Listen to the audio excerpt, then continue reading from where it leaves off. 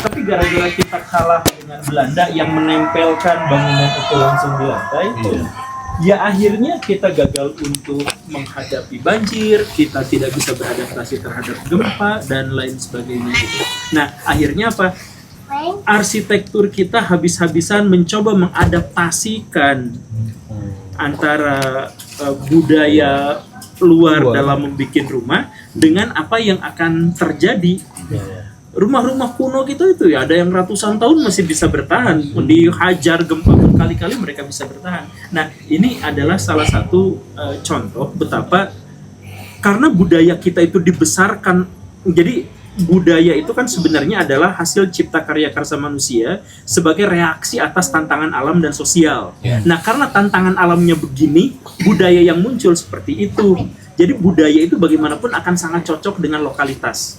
Ketika dia bertentangan, tantangan alam seperti ini, budaya yang diterapkan seperti itu, ngaco. Tantangan masyarakat kita misalkan, kita panas tidak terlalu panas, dingin tidak terlalu dingin, tetapi menggunakan sorban yang diadaptasi untuk menghadapi lingkungan yang panas. Gurun. Iya. Ingin perlu Nah, enggak Pak, kenyot aja Pak itu. Kita penggemar berat gitu. Berapa kilo Pak? 86 ya. Ya jadi kita tuh kan nggak butuh itu, bukan berarti kita menganggap jelek tradisi Arab. Itu bagus untuk orang Arab karena mereka bisa melindungi kepala mereka dari panasnya matahari. Tapi apakah itu relevan untuk kebutuhan kita di sini? Kan enggak. Nah jadi waduh. Banyak ketemu Nabi Muhammad orang Jawa. Orang mau nggak pakai belangkon gitu? Iya. Orang balikin ya. Nah, iya. Jadi maksudnya ini sebenarnya justru pendidikan yang didasarkan pada akar budaya itu justru adalah pendidikan yang paling bagus. Jadi sebenarnya pertanyaan yang miris adalah kenapa kita nggak memulai dari sana? Polanya gimana ya? Dulu itu sebenarnya pola pendidikan kita atau leluhur kita itu gimana? Semacam santri katanya dulunya catri. Nah, sebelum itu apa?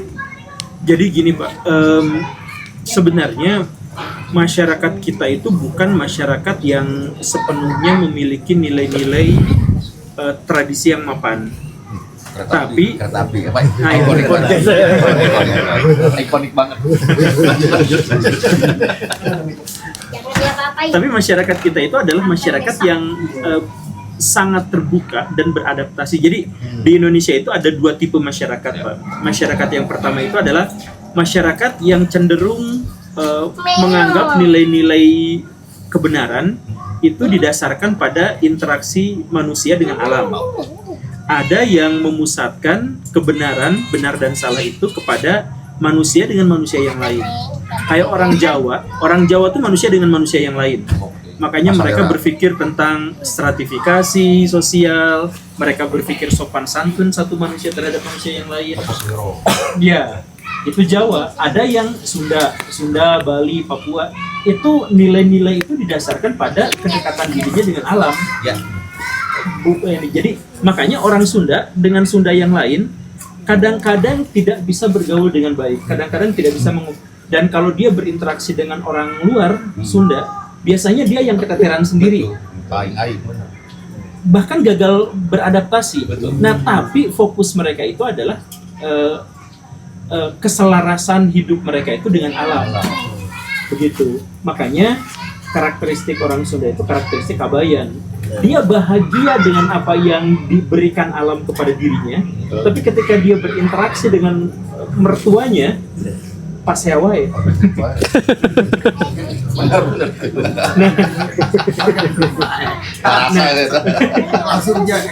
Langsung ke Betung ya. Iya.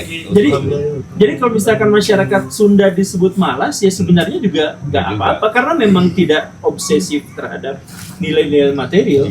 Kan pikiran orang Sunda itu motong kompas. Jadi saya pengen bahagia. Kalau orang lain, saya untuk bahagia maka saya harus dapat uang. Uang itu agar saya bisa dapat kebahagiaan. Cek orang Sunda mah mau pakai duit mau pakai itu asli harga bahagia mah ya udah weh. Ngapain juga dicari-cari gitu. Makanya kayak males. Nah makanya mendingan tidur seenaknya itu kan bahagia daripada dia nyari duit misalkan ya. Nah leluhur kita ini dua jenis karakteristik masyarakat yang seperti ini tuh pada akhirnya bersaing satu sama lain, dan orang-orang yang hidup selaras dengan manusia yang lain biasanya ekspansif biasanya, dan mereka biasanya tinggal di pesisiran, dan akhirnya mereka berinteraksi dengan orang pesisir yang lain, orang Jawa dengan orang Batak, dengan orang Padang, dengan orang Makassar, interaksinya kuat sekali, Nah, tapi mereka biasanya tidak berani masuk ke wilayah yang lebih dalam karena dikuasai oleh orang-orang gunung, orang-orang yang berinteraksi dengan alam. Jadi orang Bali itu kuat sekali budayanya, sampai budaya pesisir masuk juga susah kan. Nah, orang Sunda, orang Bali itu adalah orang yang fokusnya itu adalah kepada alam. Nah, pendidikan mereka itu pendidikannya sangat-sangat berbeda. Nah, dalam hal ini makanya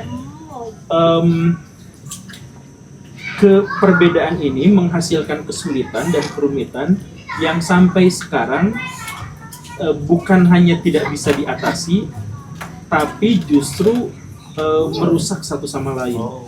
Misal begini,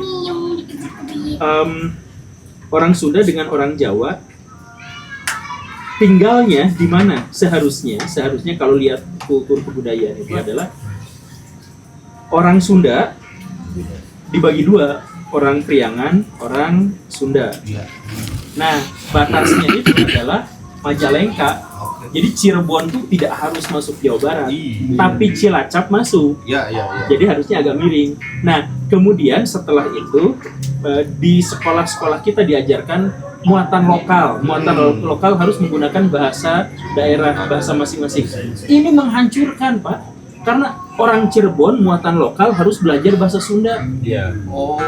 Bahasa Priangan. Ini kayak Depok. Nah, Depok. Depok. Itu kan udah bahasa Indonesia. Iya. Itu sambil bahasa Sunda. Nilainya genep. Udah top itu namanya. Iya. Iteriuk. Nah, Depok juga kan sebenarnya itu adalah wujud dari kegagalan kita dalam menginternalisasi kebutuhan kebudayaan kita. Karena Depok tuh aslinya emang Sunda, Pak. Tapi digusur sama orang Betawi. Kenapa? Karena orang Betawinya digusur sama orang Jawa.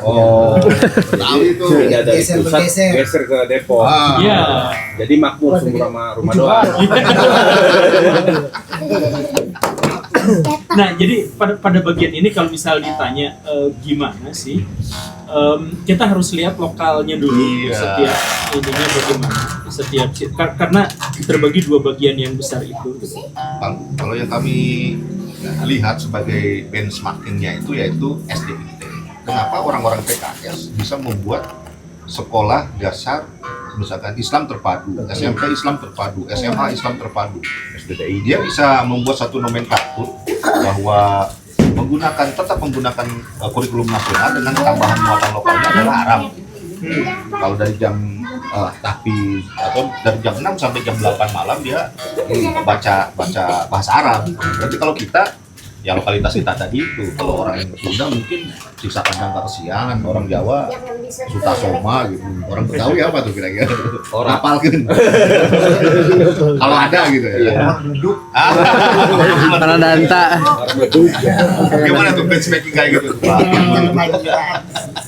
Gini, saya agak ini, tapi gini.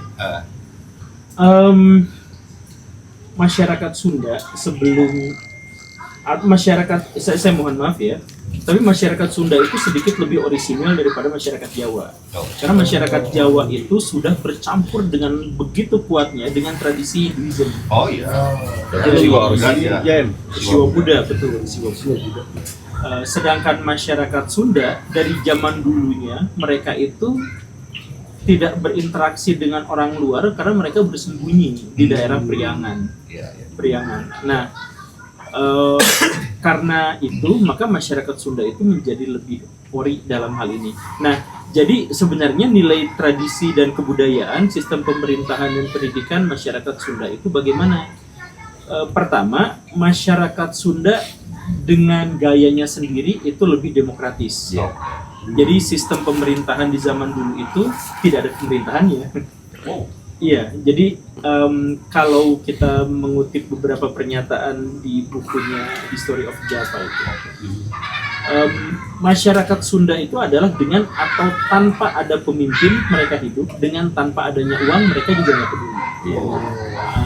Nah ini karakteristiknya adalah orang-orang Sunda itu kalau nyimpen cangkul, nyimpen arit, nyimpen golok, nggak pernah di dalam rumah, biasanya di pinggir rumah. Karena betul, karena itu dianggap sebagai kalau ada yang mau minjem langsung ambil aja.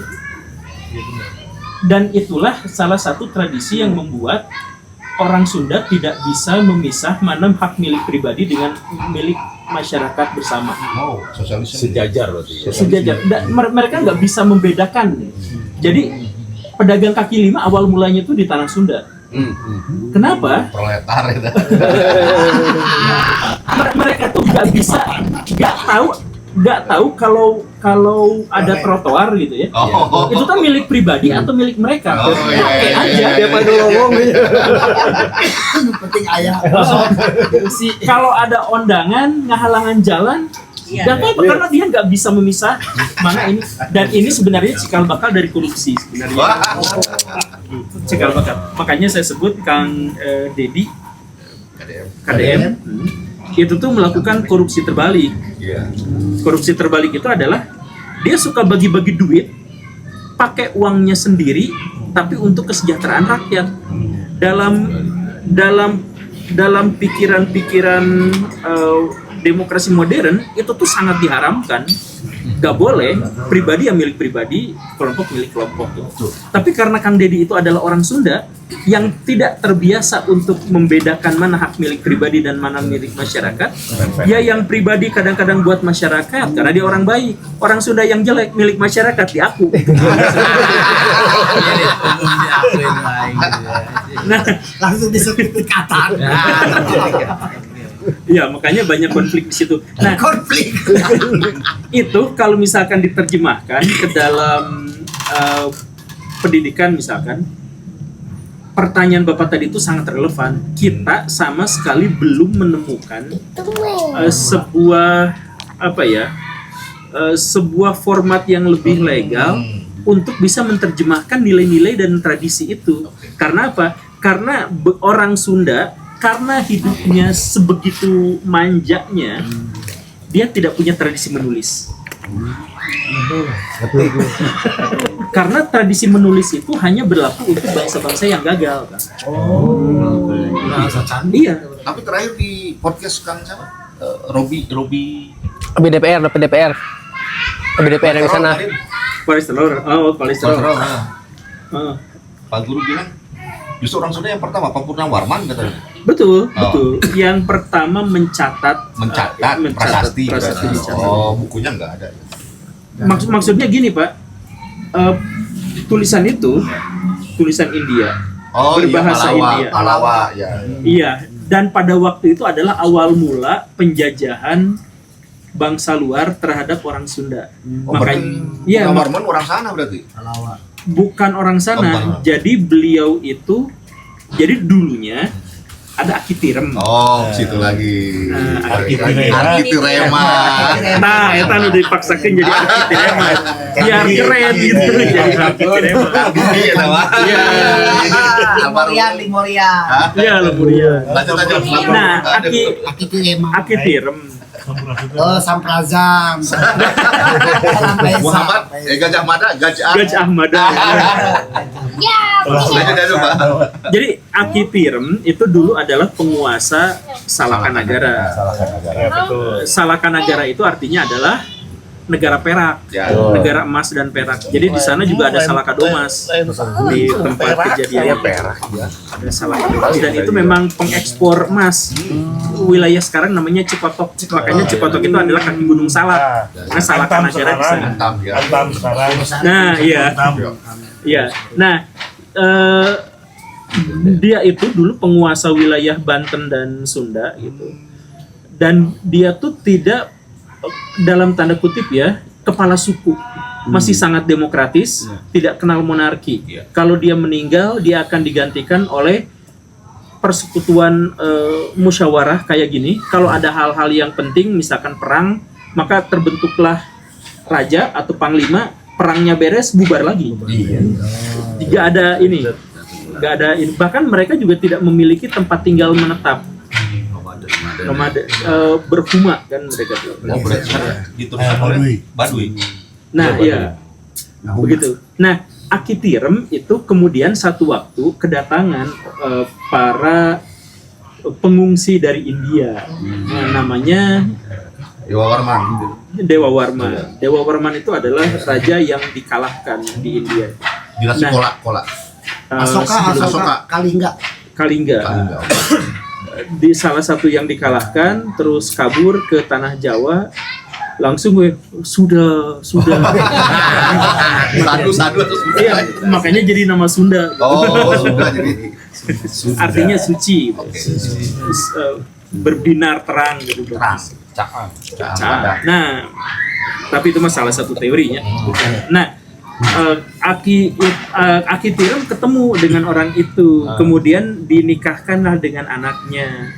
Nah, pernikahan itu akhirnya membuat perubahan radikal dalam sistem politik orang Sunda, yaitu diperkenalkanlah konsep dewa raja. Jadi setiap raja itu dewa.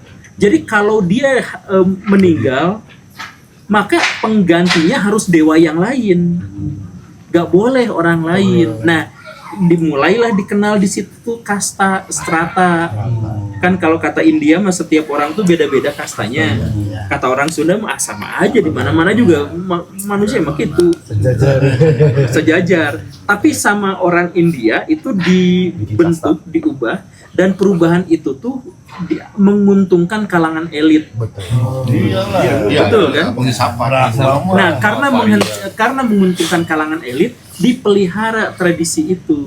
Jadi Dewa Warman sampai ke-8. Nah, Dewa Warman ke-8 itu berpikir, kalau tinggal di Salakanagara mah jauh ke rute ke India, rute perdagangan internasional. Dipindahkanlah ke sebelah Sungai Citarum.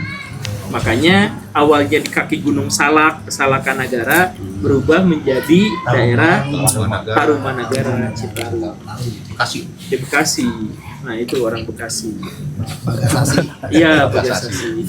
Nah, tapi itu kan memang, dan akhirnya dari situ punya catatan. Nah, catatan itu juga adalah catatan dari India. Orang Sunda mah nggak mau mencatat. Orang Sunda tidak mau mencatat karena untuk apa? Untuk apa? Karena hidup. Jadi gini Pak, mereka itu lebih suka dengan tradisi lisan. Kalau tradisi menulis itu tuh hanya digunakan untuk orang yang mencoba memecahkan masalah, gagal lagi. Sekalinya berhasil itu teh harus cepet-cepet dicatat. Tapi kalau orang yang hidup berhasil, buat apa nyatet? Jampe di Bandung gitu ya. Itu benar dicatat. Iya. Menang jampe, jang Jawa catatan mah geus kacatet ku semesta ge geus catet. Catatan karena begitu rubah zaman, eta catatan robah. Oh. Hari lamun putus nular dia. Eta mah dia pantun. Oh. Nah, lamun arek kawin teh mah enak teu bisa ngapalkeun eta ijab lain mantrana gitu. Diulangi tahun hareup tahun hareup Tuh. Intina mah Gasah. non mere jampena ti mimiti lahir geus dibere gitu. Jadi bikin kawinna, bikin kabarangna, leuwih sawe jajanan kasarna mah kan geus catatan hungkul sebetulnya. Nah, dari nilai-nilai itulah kita tuh seharusnya kita tuh membuat sistem pendidikan baru. Nah, tapi karena sejak kita diambil sama tradisi India, kemudian nanti dicampur dengan Cina, kemudian datang tradisi Muslim, kemudian Eropa. Selama ribuan tahun itu tuh kita berusaha terus-terusan untuk beradaptasi dari satu zaman ke zaman yang lain, dan yang ini tuh kita abaikan sampai hampir hilang sama sekali, sehingga sampai sekarang kita tuh gak pernah tahu ini orang Sunda kalau bikin sekolah dan harus disesuaikan dengan kepribadiannya kayak gimana itu enggak, karena udah kelewat jauh. Tinggalan ya. Jadi sekolah kita nih ke Eropa nih. Ke Sekarang? Oxford. Campur-campur. Model inilah, model skripsi, tesis dan disertasi itu model mana? Oxford. Iya. Kalau nggak pakai itu mau lulus sudah sarjana. Sebelum mah dari sekolah teh ya kasarnya memang temenang. Temenang cepunang pada itu. Karena naon? Makin bodoh. Kan sekolah di urang, sekolah budak mah di imah. Oh. Jadi tiap keluarga kabeh sekolahnya sarua gitu. Artinya pendidikan itu tidak di dalam sekolah atau asrama, tapi di rumah. Di rumah non formal. Seharian sampai kakawinnya itu diajar di sekolah terus. Nepikeun ka perang. Iya. Ngalanjang. Kalau ini kan non formal, kalau kita kan bicara formal. Iya. Nah, yang non formal, yang kesulitan, yang akan menjadi sangat sulit kalau diterapkan di zaman sekarang. Saya tuh sangat pro dengan sekolah rumah. Saya tuh sangat pro. Cuman masalahnya bukan Tidak semua orang tua bisa mengajar. zaman yang berubah membutuhkan gaya yang juga berubah. Jadi jelas zaman. seperti gini lah. Saya tuh percaya bahwa secara biologis manusia tuh harus nikah di usia maksimal 13 tahun. Nah, kita menganggap itu terlalu muda karena apa? Karena zaman sekarang setiap orang tuh harus meniti karir, harus sekolah, harus mandiri secara finansial, harus apa. Nah, orang zaman dulu itu tuh sesuai dengan kaidah biologis. Kalau spermanya udah jadi, ya harus dikawinin. Coba sekarang logikanya, orang zaman sekarang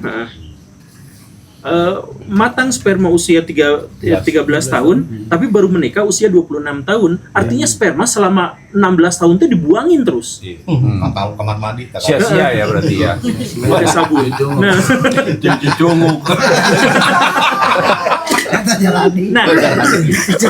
Nah, tapi kemudian jadi misalkan ya balik lagi, secara biologis seharusnya kita tuh memang nikah muda. Tapi kalau sekarang memang orang-orang dinikah muda kan, maka dia akan kembali ke zaman di mana manusia sepenuhnya ketergantungan pada nilai-nilai biologis. Dan itu jadi nggak relevan, itu nggak mungkin. Nah, begitu, nggak mungkin kan? Nah, sama seperti yang Akang tadi itu, saya sangat setuju dengan pendidikan itu di rumah. Tapi Kang ini mempraktekkan pada anaknya 3 perempuan.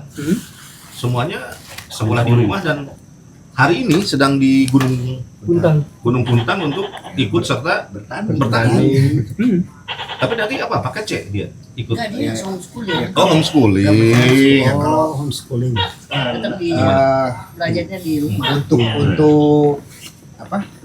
Secara sertifikatnya nanti mah tetap ijazah negara. Sebetulnya saya nggak perlu. Harus loh. Tinggal Iya nanti. jalan pramuka nggak perlu itu ijazah tuh. Karena kita memang nggak bentuk Ini mereka. agak aneh juga. Karena sudah punya pola, sudah punya pola. Iya, enggak. Emang ijazah tuh di Indonesia tuh nggak dibutuhkan. Wow. Ya, kita bisa bikin ijazah dadakan dan tiba-tiba jadi presiden tuh kan bisa. Udah mulai Jalan pramuka. pasar pramuka. Jadi sekolah Jakarta ya? Iya ijazah mah ke situ aja. Jakarta aja itu ya. Oh iya. Omnya di mana omnya? S2 ITS. Jadi di 0 hari bikin ke 7 tahun kita sekolah kelas. Oke. Di 7 tahun pika ieu sekolah anak-anak sampai 14 tahun kan perkalian mah 7. Jadi kakak 7 lapis langit nah kasarna mah.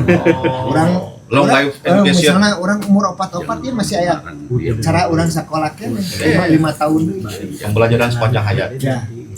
Jadi Kakak tadi berdasar- 0 tadi 48 teh kadinya orang teh jadi orok nih. Kudu tuntas itu sekolah eta. Aduh. Nah, di 0 pika 7, di 7 pika 14 eta sekolahna. Berat ya, Mak. Martabat alam 7 ya. Berat. Alam jero. Alam jero tapi jero pisan. Di 14 tahun pika 20 hiji teh memang budak geus kudu kawin gitu. Oh. Terus abdi aya rencangan. Abdi Benar kita oke ta? Sekolah alam. Sekolah alam Di perapatan. di alam. Nah, sama 3 ke jalan pramuka we. Lanjut Kang Guru. Aduh, Kang Guru. Iya, dan pendidikan zaman sekarang kalau kita paksakan idealisme kita dikaitkan dengan mencoba menapak realitas hari ini gitu. Pada akhirnya ya kita tuh jadi benar-benar kehilangan arah, kebingungan karena harusnya pendidikan adalah respon terhadap dunia saat ini. Iya. Tapi kemudian kita mencoba untuk mengambil nilai-nilai yang tidak sesuai dengan realitas hari ini. Itulah yang akhirnya bentrok gitu. Jadi itu di sekolah formal maupun sekolah non formal di Indonesia, karena kita tidak terbiasa membangun dari awal, kita hanya terbiasa untuk beradaptasi terhadap realitas yang diciptakan oleh pihak lain. Selalu aja seperti itu kita tuh. Misal yang tadi Akang sebut, kalau SD harus 6 tahun gitu. Kita tuh beradaptasi sepenuhnya dengan nilai itu tanpa kita tahu kenapa harus SD 6 tahun. Tapi kita menyibukkan diri bukan untuk membangun sistem pendidikan dari awal. Kita menyibukkan gimana caranya agar kita mampu sesuai dengan sistem pendidikan yang 6 tahun itu, bikin kurikulumnya, bikin pembelajarannya, bikin nilai-nilainya, bikin silabusnya, bikin RPP-nya, bikin segala rupanya seperti itu. Tapi semuanya tuh disesuaikan dengan penelitian orang Yahudi di tahun 30-an bahwa SD itu 6 tahun, SMP 3 tahun, SMA 3 tahun. Nah, itu tuh kan penelitian jadul gitu ya. Tapi ya kita gak membangun sistem pendidikan berdasarkan nilai-nilai kita dari awal, tapi kita beradaptasi terhadap temuan orang luar itu. Kan ada akselerasi. Apanya? Kalau anak-anaknya akselerasi. Ada. Maksudnya bahkan akselerasi pun sebenarnya adalah proses adaptasi kita kan. Adaptasi terhadap, anak kita kepinteran nih. Nah, Tapi harus 6 tahun gimana? Porotin gitu. Tapi bagaimanapun itu adalah upaya adaptasi. Ada nggak kita yang mulai dari nol? Nah, kalau misalkan kalau misalkan bapak-bapak di sini bisa mencobanya, ayo kita coba. Ada kementerian kita dan lain-lain juga. Welcome to jungle. Tidak apa, kementerian kita mah terlalu politis. siap lah di antara kita aja. Di sini kan ada Intel ya. Kan yang ngutusnya langsung udah bukan Intel lagi nih Mas semua. Nah, ini apa itu Pak? Gambarnya Pak? Oh, Kalacakra itu saya jadi pembina di kumpulan cinta tanah air Kalacakra. Yang memang bukan membawa ya, membidangi budaya, ekologi, ya pendidikan lah. Jadi kita tunggal apa? Suka ke kemana-mana lah nih, ke Baduy, ke mata air, desa jalan, ke desa-desa ada. Itu desa-desa adat makin tergusur sekarang. Makin terdesak. Nah, desa adat. Makanya dirikan lah desa. Jadi kita memang punya ingin mengembalikan kabuyutan ataupun kamandalaan atau kadewa guruan. Menurut kami sistem pendidikan kita itu adalah kadewa guruan ataupun kamandalaan atau kabuyutan ini karesian. Sehingga kalau kita melihat sekarang, udah nggak ada tuh kabuyutan. Di mana yang ada? Mana di Baduy, di Pakidulan tuh apa namanya? Kabaki. Nah, itu yang seperti itu ya memang karesian yang kabuyutan Ciburu ya. Nah, kayak gitu yang harus kita revitalisasi. Jadi bukan pendidikan formal yang itu seperti pesantren, cakrik ataupun asrama itu asram. Zaman dulunya itu di zaman Siwa Budanya itu Pak Guru gimana? Iya, pesantren juga sebenarnya bukan tradisi Islam. Asrama India ya, asram. Iya, asram dari asram. Dan asram juga sebenarnya bukan tradisi India, Oh. bukan tradisi Hindu maksudnya, tapi dari Tengah. setelah Upanishad. Oh. Jadi kalau dalam tradisi Hindu Brahmanism sama orang tuh gak boleh mencatat, dan karena tidak boleh mencatat maka tidak ada asram di mana orang membacakan Oh, iya, mantra-mantra dan kemudian didengarkan oleh orang Langsung implementasi. Karena catatan sekarang tidak relevan dengan masa yang akan datang, belum tentu gitu. Tapi dia mau nggak 1400 tahun tetap di pedoman nih. Makanya saya beda tafsir, beda zaman, Beda tafsir. kan gitu. Iya. Sekarang itu kan ada ini, 1400 tahun yang lalu aduh. ada Nah, itu tuh maksudnya tuh. Al-Quran. Quran lain Al-Quran. Iya, ya ini, nah, iya cuman mereka tuh kelebihan dari kelebihan dari mencatat itu adalah ilmu pengetahuan yang dimiliki itu lebih bisa terakumulasi Iya. antar generasi dan akhirnya bertambah, terus-terusan bertambah. Jadi pengetahuan makin banyak, kemudian wawasan dan kemudian hasil budaya itu makin banyak. Sedangkan yang tradisi lisan bertahan, tapi bertahannya ya dengan tidak bisa diakumulasikan karena apa yang didasarkan pada ingatan dan apa yang bisa dicatat itu beda jauh kapasitasnya. Gitu. Jadi makanya orang-orang yang dominan pada akhirnya adalah orang-orang pencatat. Kebudayaan kita mungkin lebih tua, mungkin masuk akal kalau yang tertua di dunia kebudayaan kita. Tapi tetap yang akhirnya maju duluan disebut cradle of civilization itu adalah peradaban Mesopotamia karena mencatat. Ada artefaknya. Ada barbu. Ada tulisan di mana cara bikin kapal laut gini ditulisin sehingga generasi selanjutnya tuh tinggal mengembangkan, tidak usah mulai dari awal. Nah, kalau yang tradisi lisan, bikin perahu, bikin nanti generasi selanjutnya diulang lagi dari awal, generasi selanjutnya diulang lagi dari awal. Makanya pada akhirnya, punten Kang, pada akhirnya hanya bersembunyi di gunung-gunung. Orang-orang yang ada di perkotaan, orang-orang yang ada dalam pusat-pusat peradaban adalah orang-orang yang mencatat. Tapi mereka biasanya yang lebih mempercepat kiamat terjadi. Kerusakan. Iya. Jadi semakin pintar manusia, semakin besar potensi bahaya mereka terhadap alam. Makanya saya tuh sering berseloroh. Manusia yang pintar tuh adalah manusia yang merusak dan cepat punah. Kita baru ada di mungkin peradaban kita itu atau manusia berpikir itu baru 10.000 tahun, tapi sekarang udah mau punah.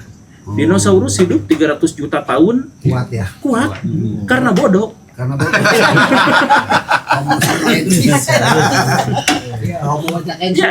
Jadi kebodohan itu menyebabkan mereka hidup secara alamiah, bahagia secara alamiah, dan akhirnya mereka bisa bertahan begitu lamanya. Sedangkan kita tuh merusak alam, mengganggu fitrah gara-gara otak kita tuh kelebihan. Karena kita tuh makan buah pengetahuan, buah terlarang. Dibilangin jangan, kalau dimakan. Jadi pinter, setelah pinter akhirnya bisa setara dengan Tuhan. Dan akhirnya kita jadi pencipta gitu. Buah nabi deh, wah. Jadi gimana itu dengan serangan ini? Apa tuh? Si serangan Israel ke Iran. Baru hari ini Mas. Kita merusak dunia katilu tuh. Nah itu dia ya, karena Catatan karena catatan itu kan berawal dari surat Al-Fil. Surat gajah eta. Angkatan darat aja angkatan udara gitu kan. Ababil jeung gajah. Jadi maka nyiptakeun deh enak teh berlomba-lomba ingin memenangkan perang pakai ulah neraka. Ini jadi salah satu ini apa? Tema konten. Iya kayaknya menarik juga itu ya. Jadi pakai batu neraka itu berarti roket. Gimana? 16 Gimana, Pak? itu kan burung ababil. Coba Pak, gimana Pak Ababil? Tapi janganlah. kami menerjemahkan itu kan toleran ababil. Ya. Kalau Depak kata burung Islamisme kan menerjemahkan burung tok ansih gitu. Kalau kita melihat toleran ababil itu kan burung dari Babilonia. Oh. Nah, kalau emang benar itu diterjemahkan burung, kenapa bandara namanya Matorun? Kan gitu. Ya. Kan kalau tambah mim itu menjadi tempat. Ya. Ya, terus? Ya harusnya kan jangan hanggar dong. Jakanan burung aja terjemahannya. Kan bandara itu Matorun. Matorun ya. Maksudnya di situ Ya berarti yang disebut toyer di situ adalah bukan burung, Burung Itu besi. pesawat. Kayak seperti kita Garuda kan bukan burung Garuda. dia Iya. besi Ya, kayak pesawat. Amerika Viking Falcon. Iya. Kan bukan elang gitu. Tetap aja pesawat tempur gitu. Oh, jadi waktu itu udah ada Hellcat gitu ya. Iya, Lain udah ada kucing pesawat gitu. tempur ya? kayak misalkan gajah gitu kan Pak Guru kan nyebut dan di bahasa Arab gitu tandus gitu nya nggak ada istilah kayak jukut gitu Para atau pelajar di lamun mana? di Yohana mah kayak babadotan kan nggak ada gitu. Ya, kalau benar itu pasukan gajah Di mana? ya makanya di mana ya maka kami menerjemahkan itu adalah Sandi Yuda itu artinya Pasukan yang sangat besar sekali. ya divisi gajah lah gitu ya. Oh, kayak ini meren di sisi harimau. Ya kayak kita Siliwangi, pasukan harimau kan bukan harimau, tetap aja tentara gitu. Ya. Lemak maksudnya. Nah, atau pasukan Iskandar Muda, pasukan gajah kan di berepatnya gajah, Ada kan tetap gajah ada apa korelasi. manusia Iya, gitu.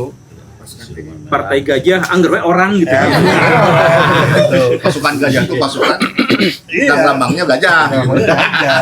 Bisa jadi sih. Nah, coba kalau hal-hal yang seperti itu diterjemahkan ke dalam konsep pendidikan. Ya bisa, Pak. Semiotika. Kayak saudara begini, kenapa kita kan kita ini kan produk barat ya dari SD, dari TK lah sampai universitas gitu. Tapi kan sepihak, Pak. Kenapa tidak membandingkan dengan yang timur?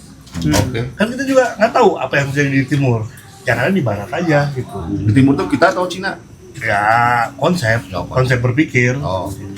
Kita konsep barat nih, bahwa Iya, kita konsep barat. konsep barat. Tetapi nggak pernah disebutkan konsep timur. Kan harusnya pendidikan yang benar ini barat, ini timur, silahkan milih. Memilih kan, karena ini jalur pilihan itu kan manusia menjadi pemilih gitu. Ya kalau hanya de facto harus begitu, kita nggak ada pilihan. Iya. Ya karena kan, ya kalau tidak yang benar yang salah pun harus jalan biar kita ini selamat. Jadi kalau nggak ada yang Bagaimana kalau opsinya gak usah milih juga kan? Itu bukan berat Bisa dan juga. timur. Ya, berarti punah Pak, punah. Punah. punah lah. Kita tidak boleh makan babi nih, ya kelaparan lah, mati dengan sendirinya. Tapi kalau yang benar tidak ada, yang aku harus makan dulu babinya. Nanti mungkin setelah bertahan ya kita carikan luwung batara, mungkin ada yang lain. Babi yang lain. Misalkan ketemu ukal gitu, misalkan ketemu ukal gitu. Ini seni babi sama bagong wah. Nah, iya. Ada resep oke. berbulu domba. Ini mah misal, Iya. kan misal. Kalau kita tidak memilih, ya kita stagnan, Mati. mati. Iya. Kan manusia harus memilih mau melanjutkan kehidupan Sekarang mau ini. pilihannya ke bawah ke wae. Nah, iya. Menurut Iya, Pak ya, itu kesulitannya. Jadi kita tuh gak mungkin apalagi dengan kelompok kecil seperti ini dan dalam waktu yang mepet gitu ya. Ya. Untuk bikin ini karena kita tuh udah kadung gitu. Salah satu tantangan yang sering saya kemukakan itu adalah kita tuh ada di level tidak bisa berpikir tanpa kata-kata. Oh, di sini ada tuh yang mikir tapi tuh pakai kata-kata. Kaulang Kan esenya. Nah, kata-kata itu adalah produk budaya. Betul. Produk budaya kita diantaranya adalah yang mendominasi kita adalah katakanlah sebutnya budaya barat gitu. Iya, betul. Nah, karena kita berpikir ketergantungan pada kata adalah produk kebudayaan dan kebudayaan yang dimaksud adalah kebudayaan barat, maka kita tuh tidak mungkin ngambil dari awal, yuk kita mikir tapi nggak pakai budaya barat. Kumaha tuh udah hese gitu. Ya, artinya dengan pendidikan yang ada, kan kita juga sudah punya modal. Sebetulnya ini salah loh, gitu. Kita melihat ke belakang. Harusnya ini ada yang kita begini, kan bisa aja dituangkan dalam satu pendidikan. Misalkanlah, pendekatan sekarang tuh muncullah sekolah alam. Itu kan satu bentuk Nah. yang lain itu. Betul. Itu kan salah satu hasil pendidikan kita. Kita tuh baheula teu nyaho paretot di mana gitu. Orang kota kan malah tahu Pak Padi, Pak. Asal kita pernah. Tetapi dengan sekolah alam yang mungkin ada nilai sawahnya. Iya. Iya. Nah, itu ada satu pendekatan yang berbeda bahwa anak-anak tuh tahu bahwa nasi itu dari petani loh. Kamu jangan menghina petani. Sekarang kan level petani itu kayaknya Miskin. ya orang yang ketari magal kama mana nggak jadi petani lah gitu. Padahal petani itu Paling mulia. yang paling mulia. Kalau tambah petani itu bagaimana kita disamakan. Kan dari situ konsep berpikir berbeda. Ayo kita misalkan pertanian gitu. Contohnya kayak di Australia, mereka nggak butuh teknologi yang banyak, hidup dengan pertanian makmur negara itu. Bukan nggak sanggup, dia sanggup. Dia hanya memelihara pertanian dan peternakan beres untuk urusan negaranya. Karena dari sapi itu banyak turunannya, dagingnya, susunya, jadi keju, jadi yogurt, dan lain-lain. Makmur negara beres. Mun urang naon atuh mun urang dia? Ya kita ngakunya nenek moyang kita pelaut, tapi nggak ada baharinya. disebut petani, kita nggak punya tanahnya. Semua buruh tani bener tuh. Kayak kita nih, kayak Cakra. Cita tanah air. Kita tanah air, karena wah cai gemeling. Bagaimana kita mau mencintai tanah air gitu, tanah air. Digusur, Wak. Iya, digusur. Digusur. Tergusur. Si anak ini harus mempunyai sudut pandang yang berbeda. Ini tanah harus dipertahankan. Kalau istilah Kang Dodi mah zaman baheula biasa menang dijual komoditi tanahna. Sekarang kan berbeda berpikirnya. Barudak kudu sakola genting, pulang jualan tanah gitu. Bometeran. Balik sekolah nganggur kabeh. Miskin. Betawi biasa. Tahu. Karena memang bawa meteran, Wak. Gua mau ngawinin gua meteran. Itu kan bentuk berpikir yang salah gitu. Itu harusnya menjadikan pendidikan itu dikasih tahu kamu suka begini-begini, yang penting kamu bisa bertahan hidup. Saya pernah lihat podcastnya Awi Kopi, Pak Guru tahu lah. Saya ini orang terbaik mendapat beasiswa non LPDP di Singapura, di NUS University. Pasti mahal. Ini di beasiswa full karena pintar, orang Bangka, orang Medan, Binjai. Di NUS University open book 3 jam boleh buka apa aja, tapi jangan berpikir kamu itu ada soalnya. Itu semua praktik kehidupan. Yang ditanya itu adalah konsep kehidupan, bagaimana menyelesaikan soal.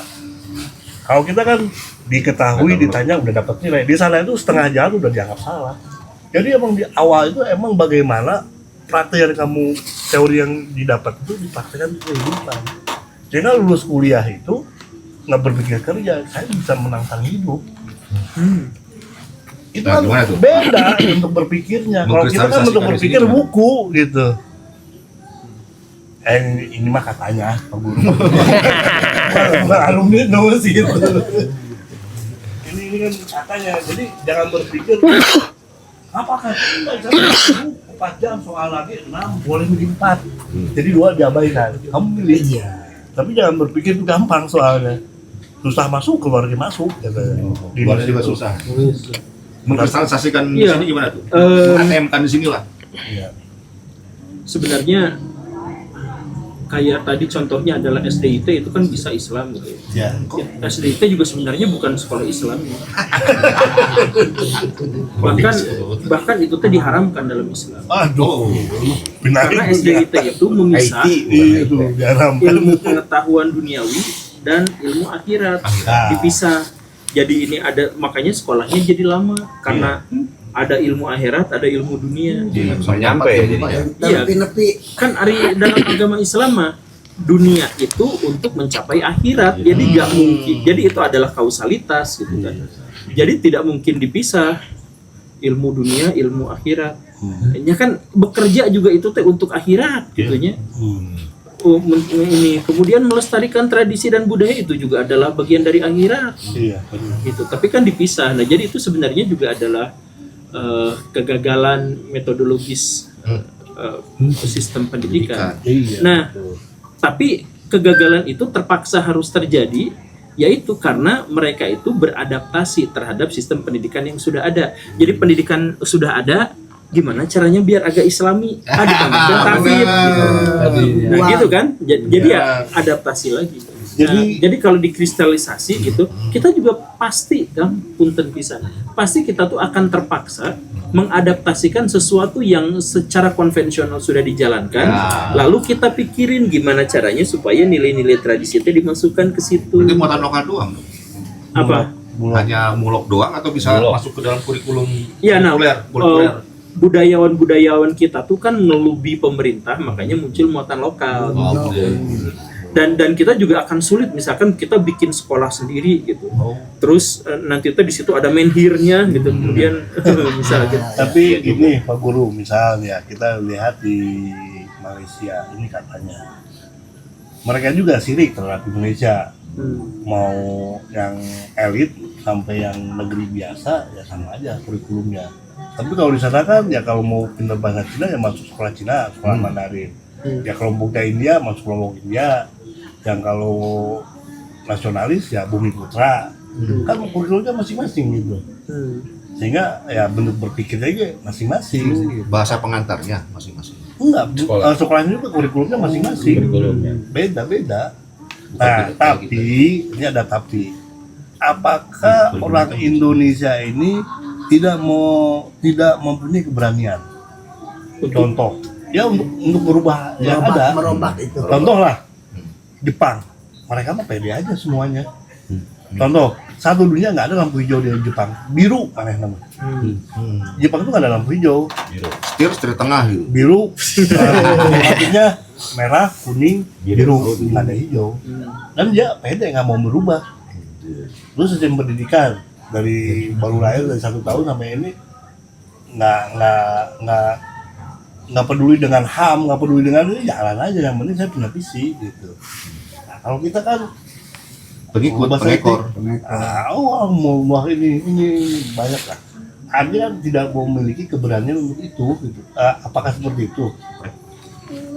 kita bakal terpaksa seperti itu. Ya karena secara realistis kita tuh udah terputus dengan leluhur kita.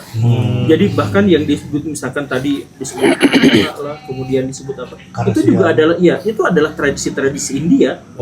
Karasian kan tradisi rasi, tradisi India. Nah, hari sebelum itu apa? Nah, Karena kita terbiasa dengan tradisi lisan dan terhenti. Coba kalau misalkan dulu tradisi tulis ya.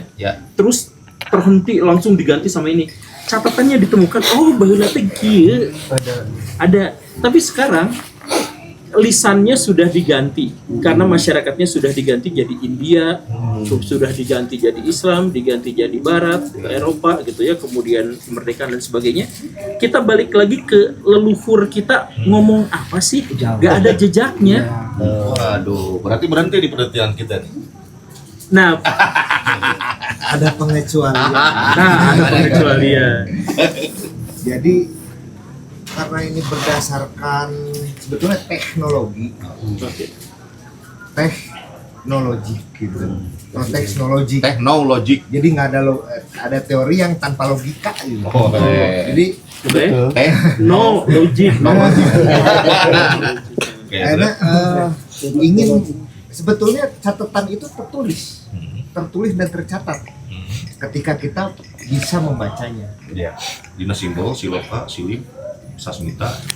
Ya, kalau bicara dari mana yaitu sebetulnya ada metode pencapaian bahwa diri kita lah yang sebetulnya bisa membaca itu. Cuma ada syarat-syarat, kamu harus menjalani ini dulu sebelum kamu bakal tahu cahaya itu. Cik contohnya. Contoh. Nah, contohnya lamun orang teh yang diberenya ku leluhur gitu. Tapi awak orang kotor. Bersihkan lah. Mau datang leluhur orang mau bisa mere jalan leluhur datang ke orang atau orang yang ke leluhur. Bersihkan diri orang Bersih. Tahali, taholi, tajali. Jadi dina awak teh bersihan karena orang Kotor. DNA leluhur aya kan dia di para panaon gitu. Residu nu dina tubuh gitu. Itu KFC aja mah. Iya. Jadi memang pas begitu ya kan kunaon Ganesha pusat ilmu. Ganesha teh gajah teh perlambang nu buleud gede nya. Hayang ilmu mah ka gunung gitu. Oh. Nah, kesulitan nanti Kang, ini mah bukan ngebantahnya. Ini mah kesulitan. Makanya ini tuh kita obrolin gitu. Kesulitannya adalah begini. Kalau untuk mencapai pengetahuan dari leluhur kita harus membersihkan diri. Lalu untuk apa kita bertemu dengan leluhur kalau sudah bersih mah? Jadi maksudnya pendidikan itu kita dalam situasi yang sangat kotor, gimana caranya bersih? Kalau mula-mula kita harus membersihkan diri dulu, ya tidak butuh apa-apa lagi. Pendidikan itu tidak bisa menjadi bisa, tidak bersih menjadi bersih, tidak ahli menjadi ahli. Nah itu tuh prosesnya. Jadi pertanyaannya sebenarnya adalah kalau mau dapat informasi dari leluhur, kesadaran tentang alam semesta dari leluhur, maka bersihkan diri dulu. Kebalik, justru pendidikan itu dimulai ketika kita lagi kotor gitu. Nah, pendidikan itu adalah gimana caranya kita membersihkan diri. Tapi setelah bersih, ya kita nggak usah butuh dari leluhur karena alam semesta itu sudah terkoneksi dengan kita. Gitu. Nah, jadi maksudnya gini, punten sekali lagi bukan ini ya. Jadi masalah di sini itu adalah bukan soal setelah bersih kita punya apa, tapi gimana caranya supaya bersih, itulah yang namanya pendidikan. Ya, mungkin metodenya kesadaran dulu. Sadar bahwa kita tidak boleh lepas dari leluhur gitu. Nah, kesadarannya apa ya? Ya minimal sadar bersih. Dari situ kan efek dominonya membangun, ternyata oh ya makan makanan yang betul-betul kita saksikan sendiri, Melak sorangan, ternyata kan kesang urang teh ngecelakna ka tanah, diakumulasi ku semesta, didahar deui ku urang, eta nu jadi energi bahwa akan muncul energi anu bisa membuka cakrawala bahwa kita akan berkembang. sahadat nanti ya. Saya tidak sempat melihat ini dibikin.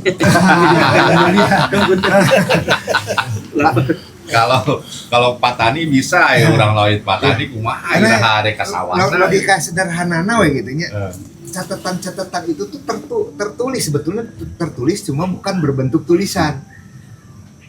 Orang ayeuna ngobrolkeun financial freedom. Ya. Ada kan rumusna financial freedom gitu kan. Kayak almuna. Setahun orang Kali 25. Apa nang karuhun orang geus merenya ngomong mana hayang sejahtera. Tangtungkeun leuit salawe jajan. Salut sabaraha pocong 1.500. sangga 1.500 kali 25. Oh atuh ayeuna geus sabaraha tahun. Pokoknya 25 tahun kita walaupun kena badai bencana kita masih bisa makan tanpa kita harus hidup. Eta pohon nyali-nyali begitu. Ayeuna kan jama hayang boga duit. Kumaha? Duit bae dibeakeun ai nabung gitu kan gitu. Tapi udah dicontoh sama Pak Soeharto punya bulog dia sama dolog. Iya. Tapi teh geus sida ya. Leuit teh sanes tradisi Sunda. Ya. Leuit itu lumbung. Kemana? Apa ya? Gimana? Jadi orang Sunda mah tidak makan padi, orang Sunda mah makan umbi-umbian. Oh, Padi dari India. Padi di Nusantara juga ada, cuman kita baru kenal, orang Sunda baru kenal padi itu gara-gara Sultan Agung rek nyerang Jakarta. Eta mah padi sawah. Iya, padi sawah. Beda padi huma. ada dulu ya. Karena nu bisa disimpan di leuit eta ngan padi huma. Oh. Nah, kita mah tidak punya leuit karena kita mah berhuma mah ya pindah. Oh, pindah-pindah. Jadi karena orang Sunda mah di mana-mana bisa melak. Jadi untuk apa dia menabung, menyimpan cadangan makanan? Yang menyimpan cadangan makanan mah orang Jawa yang hidupnya tergantung pada musim. Oh. Kalau kita orang Sunda gitu ya, daerah sini habis, pindah sajengkal dua jengkal di situ, pindah lagi. Jadi, nah, punten besar maksud saya adalah pada bagian inilah kita juga lupa leluhur kita tuh kayak gimana. Sebab tempat penyimpanan beras gitu ya, itu pun sebenarnya bukan dari kita, tapi dari ini makanya misal Dongson ya. Taiwan. Ini S1-nya sejarah UGM. S2-nya apa? Semiotika ya? SS. Coba tuh. kan babon dari tadi. Ayo. S1 UGM. Lulusan mantep semua ini ya. Urusan leuit mah. Buktina nya baduy kan. Oh, masih terpelihara sampai sekarang. Leuit gitu ayeuna Nah, patokanna. Baduy itu memang asal seorang Sunda atau memang dia prajurit Pajajaran yang menyingkir katanya? Gimana, Kak? Kita tuh orang Sunda tuh ada di level Siliwangi pun kita tuh tidak tahu siapa dia. Gitu. Padahal itu tuh adalah raja terbesar kita. Tapi itu tuh tidak tahu. Nah, maksud saya adalah di zaman dulu orang tuh paling kenal tuh raja.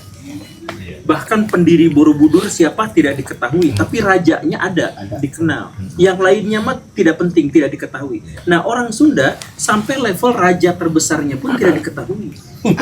Jadi, Siliwangi 1 sampai 14 itu. DPJ. Mana tuh? Ranting. so apakah itu namanya siapa gitu ya? Dewata. Iya.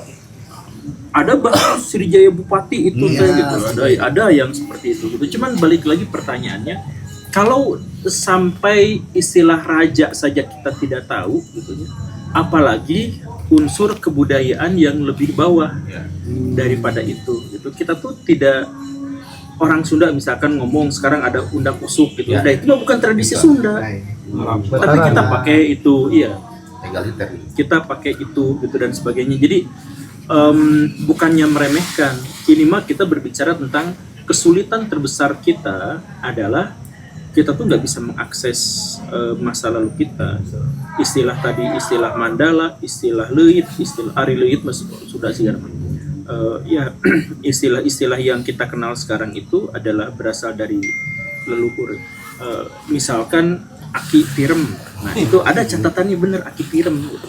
Tapi hanya satu itu sesudah itu mah Warman gitu. Dewa Warman. Iya, sudah Warman, Surya Warman. Ya kan Nanti sampai Pak Guru sendiri kan bilang tuh di salah satu podcastnya, orang Indonesia itu nggak punya PD sampai untuk mengidentifikasi anak kita kasep pinter teh pakai bangsa orang lain. Iya. Iya mah ganteng juga orang Arab. Iya mah ganteng juga orang bule gitu. Kenapa nggak pakai wih mau orang Sunda gitu. Orang Jawa nggak berani. Dia Gajah Mada. Oh iya mah jika Denlas itu misalkan Gajah. Iya, kan kita jadi beli kasep, beli sigar Cina, gitu kan kita mah. Nah, Inferior. padahal bisa, Inferior ya? bisa kita. Ya, kita tuh masyarakat yang inferior, sangat-sangat inferior.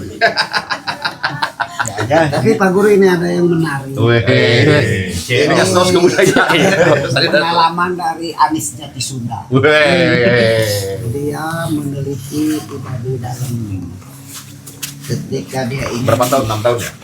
sekitar 3 tahunan.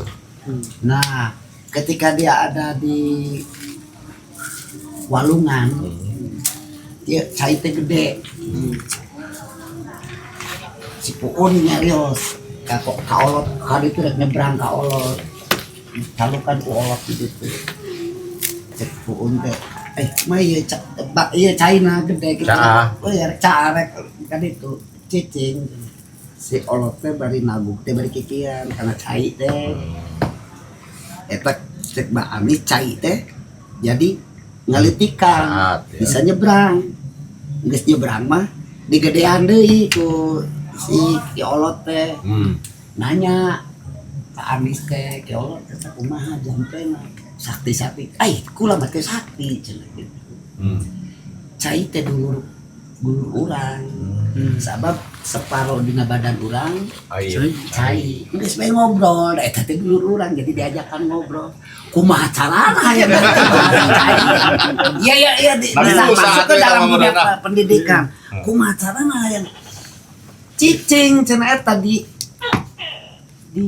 hulu cai satahun bae apalkeun bahasa cai cicing dicurug gitu telekan bae cenah setiap poe teh ngobrol bae jeung cai.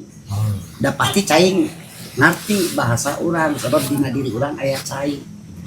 Gimana tuh kalau masuk Terus dalam kesimpulannya dunia kumaha? pendidikan? Kesimpulannya Kesimpulannya Untuk ditanya untuk mempelajari tadi nilai-nilai ajaran karuhun balik deh ke alam. Menggunakan bahasa alam karena energi semesta itu ada di dalam tubuh kita. Jadi kita sambungkan proton neutron. Gelo, tiga duitnya. Saintik lah kali jauh Aya vibrasi gitu. Dengan angin makanya ada avatar. makin gitu. Api bumi ya. Datang apa? Akhir api bumi. Ini CEO yang lagi menyamar. Iya lagi menyamar. Sebenarnya mah anak ratu. Ratu apa Aduh ratu? dipicet. Ratu lebah. Dipicet ke lebah. Racin wae eta. Saya percaya 100% Kang. Nyamun. Percaya Kumaha 100%. eta gitu? Ya, percaya 100% bahwa kebenaran yang absolut itu adalah kebenaran spiritual. Seperti yang jadi kebenaran material dibuka itu. nisbi. Iya. Nisbi. Jadi yang asli itu seperti yang tadi siapa? Kiolot. Ya, Kiolot tadi itu yang ya, itu kan sebenarnya sepenuhnya adalah urusan spiritual karena Arif fisika kamu mau bisa ngejelaskan eta gitu. Wow. Jadi itu spiritual. Dan spiritual itu lagi-lagi adalah yang paling benar di antara semua kebenaran klaim material. Itu saya setuju. Cuman masalahnya spiritual itu nggak bisa dibagi. Nggak bisa dibagi-bagikan karena segala upaya cara kita untuk membagi spiritualitas kita jadi material. Terus saya diajar kita, ya cara ngobrol sama Cai gitu. Dianya bisa gitu ya. Pas saya ngajarkan ngobrol itu kata-kata material. Oh, udah wujud materi. Udah jadi wujud material, disampaikan wujud material. Nah, sehingga ketika kita harus masuk ke dalam dunia pendidikan yang harus yang membenarkan nilai-nilai spiritual mentok. Makanya misalkan dalam tradisi leluhur kita segala upaya untuk mengajarkan nilai-nilai spiritual bikin orang tuh jadi gelo. Betul. Ada jadi jeprut.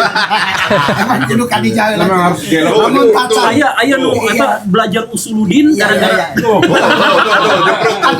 ada lamun kata ya kante terus aya nu nyebut 40 orang nyebut jelo. Lamun kayak 10 orang mencan. Ya, nah itu sekarang kesulitannya itu adalah hal yang spiritual yang sekali lagi ya saya mah percaya dan betul saya mah setuju gitu ya. Ngomong kupron beda lagi. Sampaikan dan Tapi masalah teh kata ikan atau kata ikan, jadi model tadi mah urusannya Cai. Model kami mah dina urusan sasatoan. Ya sasatoan. Jadi pas Betul. rek panen gitu. Panen sabulan di rek panen. Kami nyacar tangka, aya taeun aya sayang manuk lagra. Wah, karunya ya manuk, diurus lah manuk teh. Iya. Begitu manuk geus umur 2 minggu geus bisa hiber sorangan geus. Nah pas begitu panen, manuk nu hiji datang oge ka pare. Saacana panen batur, kayak aku manuk. Nanti ada komunikasi yang Kita perlu dundungan. Bener dulungannya. jadi batasnya nanti disurvei heula kemana? Dundungan sama ular. Eta kejadian hiji. Eta kejadian deui. Aya manuk nyerang. Geus jelas wah ieu mah pasti gagal panen. Mun ngobrolkeun panen pasti 30%. Manuk wah nyerang bae geus pasrahkeun bae. Bah, nu belah ditu mah bikeunna ka manuk, bae tong digebah-gebah. Iya. Da pas begitu hasil panen bancang hiji oge. Normal ya pendapatan mah da eta nu jadi Digantian pun belah itu. Apa karena diikhlasin itu? enggak ya ada bahasa yang kalau ngobrolin material Iya, dia nggak bisa ada vibrasi mungkin. Vibrasi. Frekuensinya sama gitu. Kotak dia mah dibere kemarin nu dihitung nambahan. tapi ada Ngerti pada ngerti. kenyataannya manuk mah kabeh ngariung di tiap kotakan. Tapi pas begitu panen digebuk teu bancang hiji oge. Tuh, panen seperti Aya bagian najang manuk, aya bagiannya urang numbuh deui lah. ya Eta eta salah si saya jampena ada urang masih sana. Jeung sanes diusir cenah. Ya, kan Digeser. Di kuring. ke maneh makanya nyin congcot di tiap pojok Oh. mana ada ke hama gitu menang di pae Sajen, di mana? digeser menang Ka sawah batur. nya Orang aman ya, batur aman. bahaya Di sebelah maksudnya. eta jadi Sama sebelah yang rusak.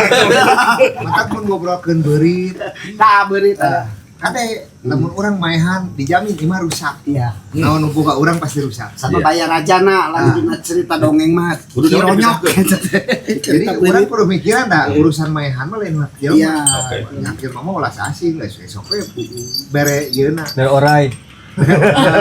Oh, predator. iya naon urang nipit di tengah sawah beres saja naon meh lamun aya beurit nyatu kadinya ieu manuk geus aya nu nempo ya iya jadi orang lain minta ieu si ulah diganggu lain ya mangga makhluk nu paling karunya mah bagong sareng anjing diharamkeun tapi tetap lintuh Ada resepan, ada resepan kop we lah. ya ada sebab bae Di orok ada geus haram ya.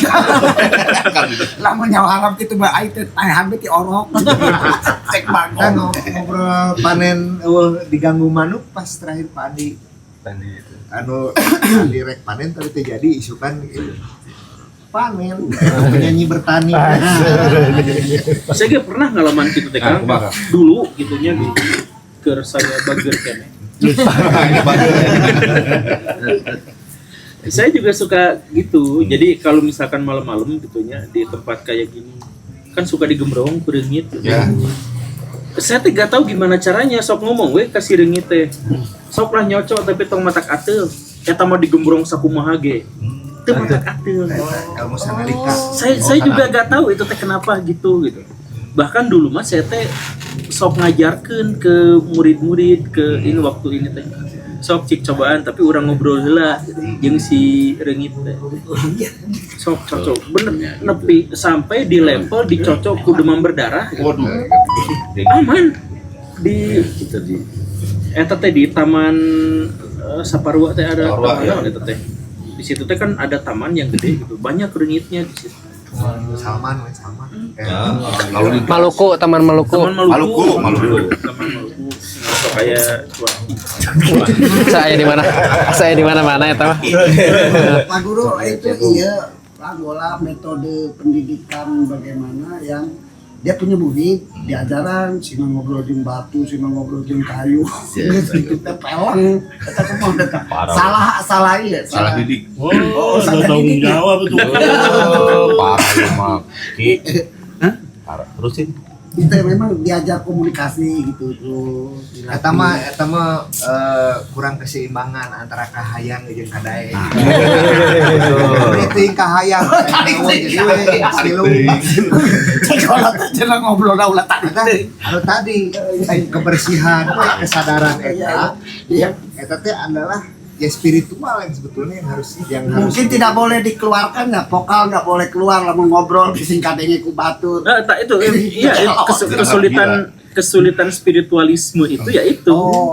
Kesulitan spiritualisme itu adalah ya saya ada pikiran spiritual gitu terus disampaikan kan pasti bias distorsi iya distorsi jadi ngaruksak kan ngadengikeun nggak rusak kudu praktek jadi saya tahu kesulitan spiritual mah kumaha porsi masing-masing wadah Kurungna. spiritual mah iwati diri sorangan nu bisa ngukur kemampuan nah iya. Dan tarik pengen mentong iya. bisa ngejepret wadah spiritual itu ini di jidatnya semakin lebar tuh. Ganti. Heureuy ya. Kang Guru, hatur nuhun pisan. Aduh, kita tidak bisa memberi apa-apa ya. Kamu enggak bawa apa-apa. Jadi malu kamu. Kamu langsung soalnya tadi. Dari mana? Dari mana? Dari Pasar Rebo langsung ke sini. Oh, Dari Cijantung langsung sini kita. Tapi itu seru banget ya obrolannya, sayang banget nggak direkam. Nantilah. Nggak, soalnya kan tadi tidak perlu direkam. Saya bertanya kepada FBL. Silaturahmi dulu. Tapi ini bener soalnya saya sebagai orang yang suka ngerekam gitu, itu obrolan tuh obrolan yang pasti sangat disukai, benar menarik sekali. Waduh. Menarik sekali karena semuanya tuh bersuara gitu. Betul, dan semuanya tuh berilmu sebenarnya. Kapan saya datang ke Padepokan atau Boleh, sebaliknya siap. nanti ini, Boleh. insya Allah lah. Ya kalau Padepokan mana IDN? Saya teh punya teman Hey, biksu, Hmm. anu Bante ini, Siapa? yang suka bawa yang gitu-gitu juga. Iya memang. Bante siapa? Bante Siri. Sasi ngaranna eta teh Yang di Cilandak atau di apa sih yang di Bogor. Pak Buddha itu? Heeh. Ada namanya, aku juga nggak tahu. Ciren. Oh, Cir. Si Ciren, Iciren Socu apa gitu. Yang Bante Di Ekal yang Palasari. Oh, yang kemarin Bante kita ke Elos, sana Elos. itu. Sari Elos itu mah Buddhis ya. Iya, Buddhis. Ela yang Nyata sok mawan Ya, ya gitu. kemarin sama. Coba bunyi kenal ya, Tak? Bunyi kenal. Oh,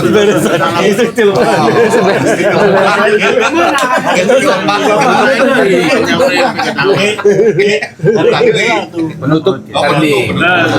Ku ambil rekamnya karinding nanya, kedapnya. Kedap.